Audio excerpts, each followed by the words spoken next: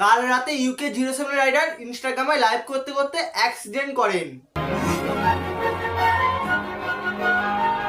কাল রাতে UK07 rider ইনস্টাগ্রামে গাড়ি চালাতে চালাতে লাইভ স্ট্রিম করছিলেন। আমিও সেই লাইভটাতে প্রথম থেকে যুক্ত ছিলাম, কিন্তু লাইভটা দেখতে দেখতে দেখি দাদা গাড়ির স্পিড পুরো 120-তে তুলে দিয়েছে।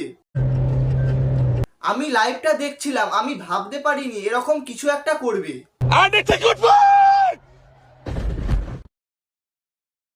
সে তার একটা ভিডিওতে এসে জানায় তার এরকম পরিস্থিতির জন্য কে কে দায়ী।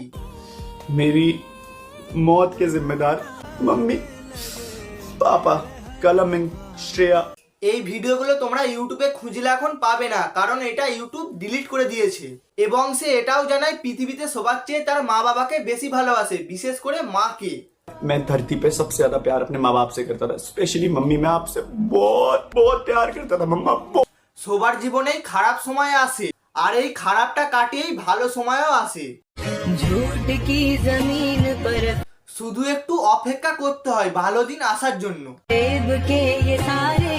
ঝড় উঠেছে যেমন, ঝড়টা একদিন থামবেও, আর ঝড়টা থামার পরেই সুন্দর সকালটাও আসবে।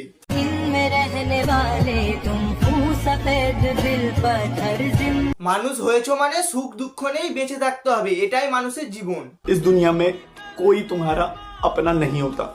এই নয় যে কারো জীবনে দুঃখ নেই, সবার জীবনে সুখও আছে যেমন, দুঃখও আছে তেমন।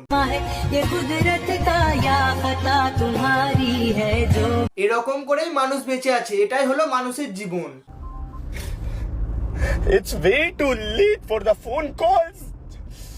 তিনি তখন লাইভটা করছিল, তাকে অনেক লোক ফোনও করেছিল এবং তাকে লাইভে বলছিল গাড়িটা থামি লাইভটা করো, কিন্তু তিনি কারো কথা শুনেনি, 120 বেগে গাড়িটিকে অ্যাক্সিডেন্ট করায়।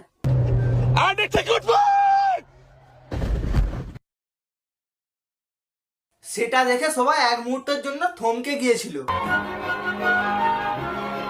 ডিপ্রেশনটা কি জিনিস সেটা আমি বুঝতে পারছি, কারণ আমাদের পাড়াতে এরকম একটা ঘটনা ঘটেছিল, আর সে ডিপ্রেশনটা কাটিয়ে এখন নর্মাল জীবনযাপন করছে।